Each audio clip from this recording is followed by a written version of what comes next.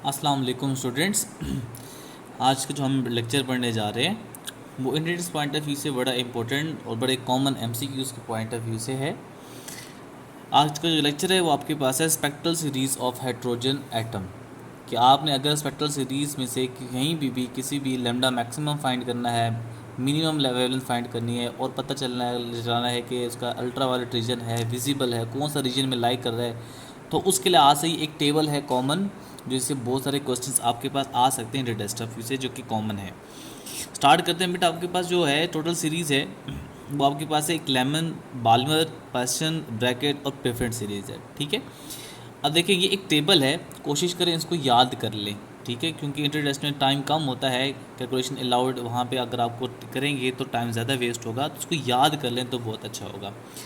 अब जब आपने ये इसमें सबसे पहले एक फार्मूला, फिर हमने लैम्डा मैक्सिमम फाइंड करना है, फिर लैम्डा मिनिमम फाइंड करना है, फिर उनके दरमियान रेशियो फाइंड करनी है और ये बताना है कोई कौन सा रीजन है।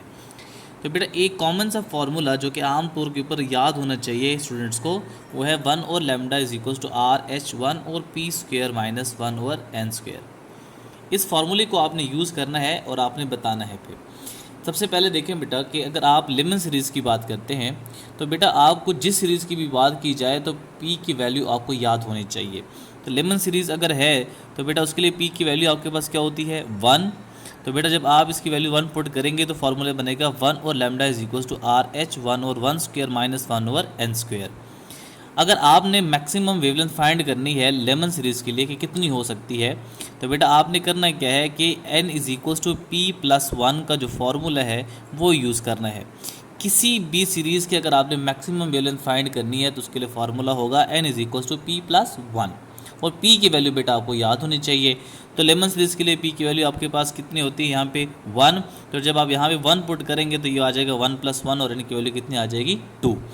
तो आप जो सॉल्व करेंगे तो आपके पास आएगा 4/3 आर और ये रेड ब्रेड कांस्टेंट है बेटा। तो जब आप इसकी वैल्यू इसमें पुट करेंगे तो जब कैलकुलेट करेंगे ये आएगा 1216 एमस्ट्रॉन्ग और 1 एमस्ट्रॉन्ग की वैल्यू आपके पास बराबर होती है 10⁻⁻10 के।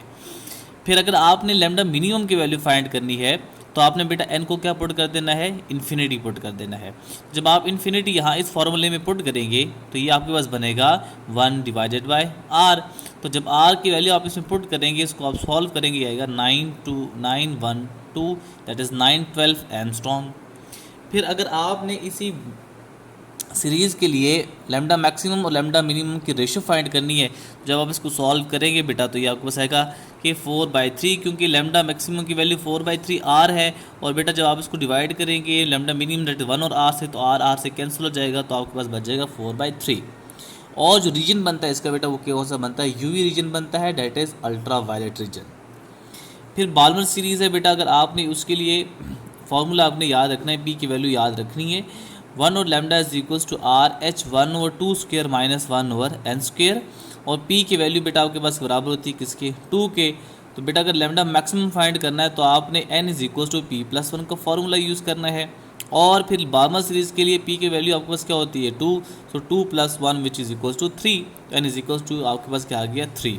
तो जब आप n इज इक्वल्स टू 3 यहाँ पुट करेंगे तो उसको सॉल्व करेंगे, ये आएगा 36/5r। और r की वैल्यू जब आप इससे पुट करके सॉल्व करेंगे मज़ीद इसको, तो ये बनेगा 6563 एमस्ट्रॉन्ग। फिर अगर आपने बेटा लैम्डा मिनिमम फाइंड करना है तो क्या करना है, आपने n को इन्फिनिटी पुट कर देना है। जब आप n को यहाँ पे इन्फिनिटी पुट करेंगे तो ये आपको सॉल्व करेंगे तो आएगा 4/r। जब आप इसको सॉल्व करेंगे ये आएगा 368 एमस्ट्रॉन्ग। तो 368 एमस्ट्रॉन्ग आपके पास मिनिमम वेवलेंथ आ गई किसके लिए, बाल्मर सीरीज़ के लिए। फिर अगर आपने इसकी रेशो को लेना है लैम्डा मैक्सिमम और लैम्डा मिनिमम को, तो लैम्डा मैक्सिमम की वैल्यू आपने ये फाइंड आउट कर ली, लैम्डा मिनिमम की वैल्यू ये फाइंड आउट कर ली। बेटा आप इनकी रेशो आपस में ले लें तो ये आएगा 9/5।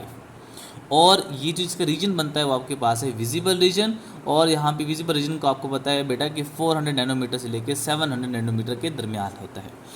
फिर पर्सन सीरीज़ है, p की वैल्यू बेटा उसके लिए 3 होती है। तो बेटा आप जब इसमें p की वैल्यू को 3 पुट करेंगे तो बेटा आपके पास फार्मूला बनेगा 1 और lambda is equals to R H 1 over 3 square minus 1 over N square. अच्छा, जब आपने लैम्डा मैक्सिमम फाइंड करना है तो उसके लिए आपको क्या करना पड़ेगा, p की वैल्यू आप पुट करें यहाँ पे कितनी बेटा 3, तो ये बन जाएगा 3 plus 1 which is equal to n is equals to 4। तो जब आप इसको सॉल्व करेंगे बेटा n की वैल्यू 4 पुट करने के बाद तो ये आएगा 144 डिवाइडेड बाय 7r। मज़ीद इसको सिंप्लीफाई करेंगे तो आएगा 1876.1 एंगस्ट्रॉम। फिर बेटा अगर आपने मिनिमम वेवलेंथ फाइंड करनी है तो आपको क्या करना पड़ेगा बेटा, n को इन्फिनिटी पुट कर दें। यहाँ पे n को इन्फिनिटी पुट करने के बाद इसको सॉल्व करेंगे तो आएगा 9 डिवाइडेड बाय r, और r की वैल्यू पुट करने के बाद मज़ीद सॉल्व करेंगे तो आएगा 8208 एंगस्ट्रॉम। जब आप इनकी रेशो लेंगे बेटा तो ये बेटा आपके पास क्या हो गया, लैम्डा मिनिमम है, ये आपका लैम्डा मैक्सिमम है। तो लैम्डा मैक्सिमम को लैम्डा मिनिमम से डिवाइड करेंगे तो बेटा आएगा 16 डिवाइडेड बाय 7, और इसका जो रीजन बनता है वो आपके पास क्या बनता है, इंफ्रारेड। इसी तरह बेटा आपकी ब्रैकेट सीरीज़ है, स्टेज सारे प्रोसेस सेम है। p की वैल्यू 4 पुट कर देनी है, उसके लिए जब आप n की वैल्यू आप p की वैल्यू 4 पुट करेंगे तो आएगा n is equals to 4 + 1, n is equals to 5 आ जाएगा। सॉल्व करेंगे आएगा 400 डिवाइड बाय 9r। मज़ीद सॉल्व करेंगे तो बेटा आपके पास आएगा 40533.3 एंगस्ट्रॉम।